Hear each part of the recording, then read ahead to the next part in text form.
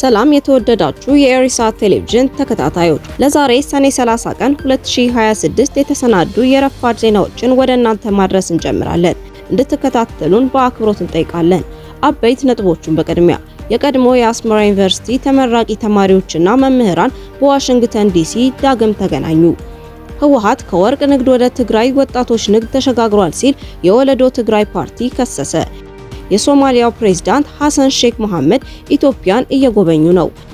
በደቡብ አፍሪካ ውጥረት የነገሰበት ድባብ ተከስቷል። አሜሪካ ከኡጋንዳ ጋር ያላትን ግንኙነት እንድትመረምር ጥሪ ቀረበ። በጃፓን፣ ደቡብ ኮሪያና ኢንዶኔዥያ አዳዲስ የባህር ትራንስፖርት መስመሮች መጀመራቸው ተገለጸ። ሞሮኮ ኔዘርላንድን በማሸነፍ 16ቱን ተቀላቀለች። ወደ ዝርዝር ዜና እናልፋለን። የቀድሞ የአስመራ ዩኒቨርሲቲ ተመራቂ ተማሪዎችና መምህራን በዋሽንግተን ዲሲ ዳግም ተገናኙ። በመላው ዓለም የሚገኙ የቀድሞ አስመራ ዩኒቨርሲቲ ምሩቃን ተማሪዎችና መምህራን ለሁለት ቀናት የቆየ ደማቅ የዳግም ግንኙነት አከባበር በአሜሪካ ዋሽንግተን ዲሲ አካሂደዋል። ከሰኔ 25 እስከ ሰኔ 26 ቀን 2026 ዓ.ም በስፕሪንግፊልድ ከተማ በሚገኘው ዋተርፎርድ ኢቨንት ሴንተር የተካሄደው ይህ ታሪካዊ ጉባኤ ከ350 በላይ የቀድሞ የአስመራ ዩኒቨርሲቲ ምሩቃን ተማሪዎች፣ መምህራንና ወዳጆችን ከተለያዩ የዓለም ክፍሎች ያገናኘ ሁነት ሆኖ ተመዝግቧል።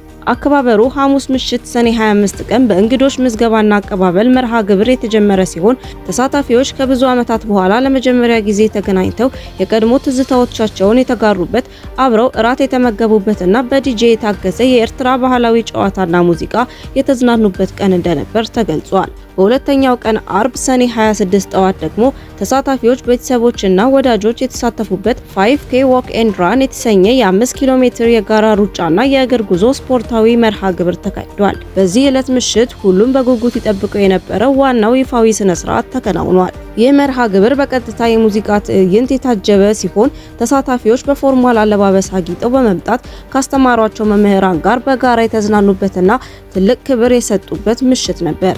ይህ ከማንኛውም ፖለቲካም ሆነ ሃይማኖታዊ ወገንተኝነት ነፃ የሆነ ማህበራዊ ጉባኤ በግለሰቦችና በታወቁ የማህበረሰብ ተቋማት ከፍተኛ የፋይናንስና የስፖንሰርሺፕ ድጋፍ እንደተደረገለት ሪፖርቱ ያመለክታል። ከዋና ዋናዎቹ ድጋፍ ካደረጉ ተቋማት መካከል ዲኤልሲ ፋይናንሻል ሰርቪስ፣ የዮናስ ገብረስላሴ የህግ ቢሮ፣ ኤደን ታክስ ኤንድ ኢንሹራንስ እንዲሁም ኢየሩ ኬተሪንግ ይገኙበታል። የአስተባባሪ ኮሚቴው እንደገለጸው ይህ የዳግም ግንኙነት መርሃ ግብር ከ350 እንግዶች በላይ እንዳያስተናግድ የተገደበ በመሆኑ ተሳታፊዎች አስቀድመው በኦንላይን ትኬት በመግዛት የዚህ ታሪካዊ ሁነት ተሳታፊ ለመሆን መብቃታቸውን ያገኘነው መረጃ ያስረዳል። ህወሓት ከወርቅ ንግድ ወደ ትግራይ ወጣቶች ሽያጭ ተሸጋግሯል ሲል የወለዶ ትግራይ ፓርቲ ከሰሰ። ህወሓት ከወርቅ ንግድ ወደ ትግራይ ወጣቶች ሽያጭ መሸጋገሩን የወለዶ ትግራይ ፖለቲካ ፓርቲ ፕሬዝዳንት ጉዑሽ ግደይ ትናንት ሰኔ 29 በኢቲቪ በተሰራጨው ቃለ መጠይቅ ገለጹ።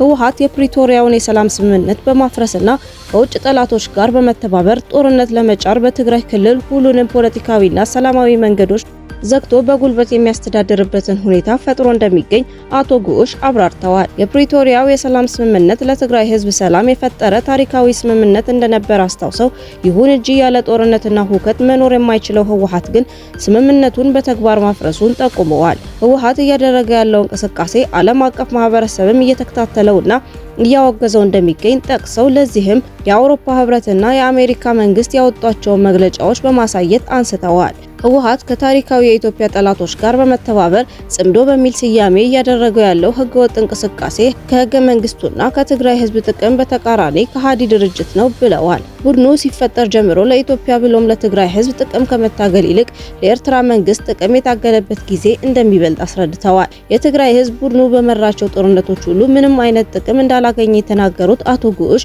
ይህም ህወሓት አሁንም በተደጋጋሚ በወደቀበት መንገድ እየተጓዘ ከውጭና ከውስጥ ጠላቶች ጋር ተሰልፎ ለጦርነት እየተዘጋጀ እንደሚገኝ ገልጸዋል።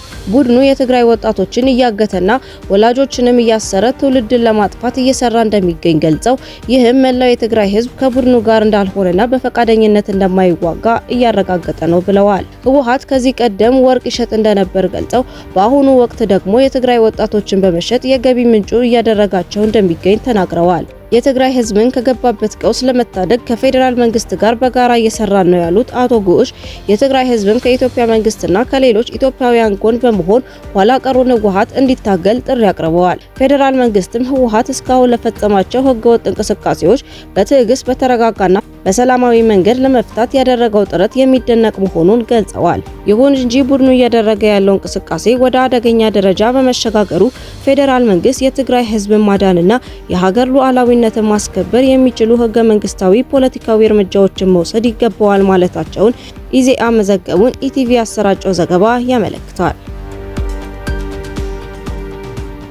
የሶማሊያው ፕሬዝዳንት ሐሰን ሼክ መሐመድ ኢትዮጵያን እየጎበኙ ነው። የኢትዮጵያ ጠቅላይ ሚኒስትር አብይ አህመድ የሶማሊያውን ፕሬዝዳንት ትናንት ሰኞ ሰኔ 29 በጽህፈት ቤታቸው ተቀብለው አነጋግረዋቸዋል። የሁለት ቀናቱ ጉብኝት የሁለቱን ሀገራት ግንኙነት በማጠናከርና በአካባቢው መረጋጋት ላይ እንደሚያተኩር የሶማሊያው ፕሬዝዳንታዊ ጽህፈት ቤት በኤክስ ገጹ ባወጣው መግለጫ አስታውቀዋል። ከኢትዮጵያ መንግስት ተመሳሳይ ይዘት ያለው ዘገባ በሀገሪቱ የዜና አውታሮች እየተሰራጨ ይገኛል። በደቡብ አፍሪካ ውጥረት የነገሰበት ድባብ ተከስቷል።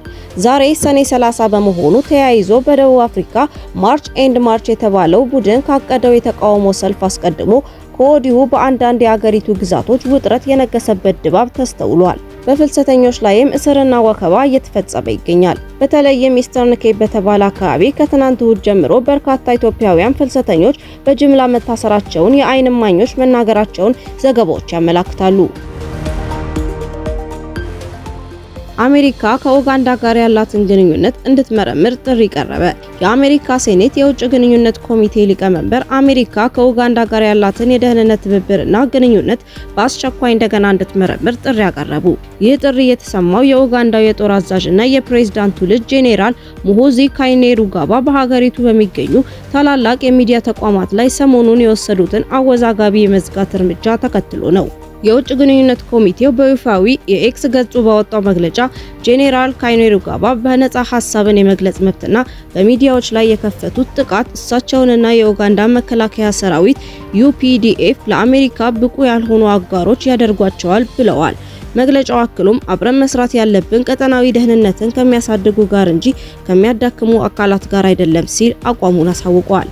የሮይተርስ የዜና ወኪል እንደዘገበው ጄኔራል ሙሆዚ ካይኔሩጋባ እሁድ ዕለት ባወጡት ትዕዛዝ የሀገሪቱን ታላላቅ ሚዲያዎች አሽገዋል። በእርምጃው የተዘጉት በኬንያው ኔሽን ሚዲያ ግሩፕ NMG ስር የሚተዳደሩትና የኡጋንዳ ትልቁ ገለልተኛ የዕለት ጋዜጣ የሆነው ዴይሊ ሞኒተር እንዲሁም ታዋቂው የቴሌቪዥን ጣቢያ NTV ኡጋንዳ ናቸው። ጄኔራሉ በኤክስ ገጻቸው ላይ በጻፉት ተከታታይ መልእክት በኡጋንዳ ውስጥ የነጻ ፕሬስ አላምንም፣ ፕሬስ በአብዮቱ ካድሬዎች ሊመራ ይገባል ሲሉ የወሰዱትን እርምጃ ተከላክለዋል።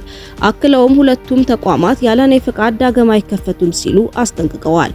እሁድ ዕለት ወታደሮች በዋና ከተማዋ ካምፓላ በሚገኘው የሚዲያ ተቋማቱ ዋና መስሪያ ቤት በመሰማራት ሰራተኞች እንዳይወጡና እንዳይገቡ የከለከሉ ሲሆን NTV ኡጋንዳና ሌሎች በኩባንያው ስር ያሉ የሬዲዮ ጣቢያዎች ከስርጭት ውጪ ሆነዋል።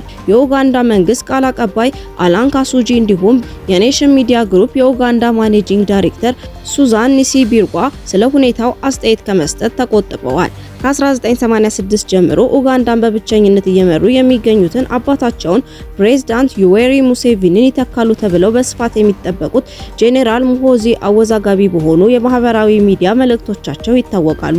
ከዚህ ቀደም ዋነኛውና የተቃዋሚ መሪ ቦቢ ዋይንን እገላለሁ እስከ ማለት የደረሱ ዛቻዎችን ማሰማታቸው አይዘነጋም። በ2013ም የሙሴቪኒ መንግስት በፕሬዝዳንት የስልጣን ሽግግር ዙሪያ በሰራው ዘገባ ምክንያት ይህንኑ ዴይሊ ሞኒተር የተሰኘ ጋዜጣ ለ10 ቀናት ተዘግቶ እንደነበር የቅርብ ጊዜ ትዝታ ነው።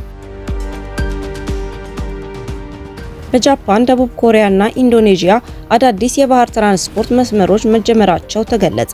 የኢትዮጵያ የባህር ትራንስፖርትና ሎጂስቲክስ አገልግሎት በበጀት ዓመቱ ወደ ጃፓን፣ ደቡብ ኮሪያና ኢንዶኔዥያ አዳዲስ የጉዞ መስመሮችን በመክፈት የንግድ ትስስሩን እያጠናከረ እንደሚገኝ አስታውቋል። የተቋሙ የኮርፖሬት ማርኬቲንግ መምሪያ ኃላፊና የኮርፖሬት ኮሚሽን ተወካይ አቶ ደምሰው በንቲ በኢንዶኔዥያና በጃፓን መስመሮች ላይ ከባድ ማሽነሪዎች፣ ተሽከርካሪዎችና የኮንስትራክሽን መሳሪያዎች የማጓጓዝ ስራ በስፋት እየተከናወነ መሆኑን ለጋዜጣ ፕላስ ገልጸዋል።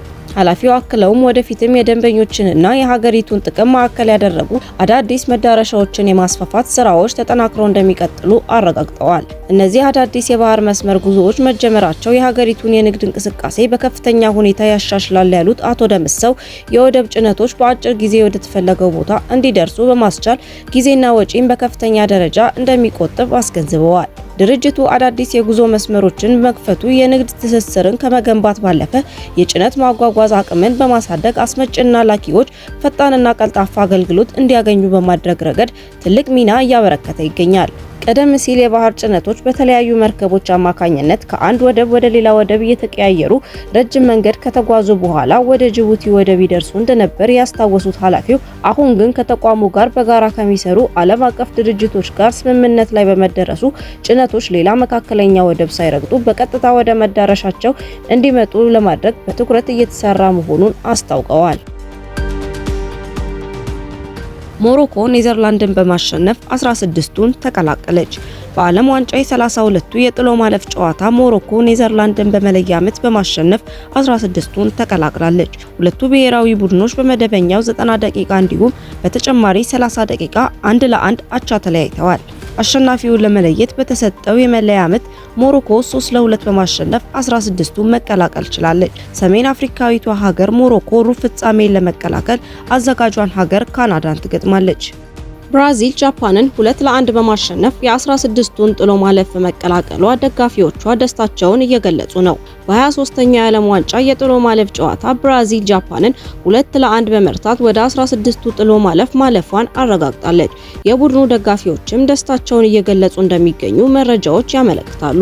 በመጀመሪያው አጋማሽ በካይሹ ሳኖ ግብ ተመርታ የነበረችው ብራዚል በሁለተኛው አጋማሽ ብርቱ ፍክክር በማድረግ በ56ኛው ደቂቃ ላይ በአንጋፋው አማካይ ካሴሚሮ አማካኝነት የአቻነት ግብ አግኝታለች። የጨዋታው መደበኛ 90 ደቂቃ ተጠናቆ ወደ ጭማሪ ሰዓት ያመራል ተብሎ ሲጠበቅ በባከነ ሰዓት ተቀይሮ የገባው ጋብሪኤል ማርቲኔሊ ያስቆጠራት ድንቅ ግብ ብራዚልን ለድል አብቅታለች። ብራዚል ቀጣዩን የ16ቱ ዙር ጉዞዋን ስታረጋግጥ ጃፓን አስደናቂ ተጋድሎ ቢያደርጉም በመጨረሻ ደቂቃ በተቆጠረባቸው ግብ በይፋ ተሰናብተዋል።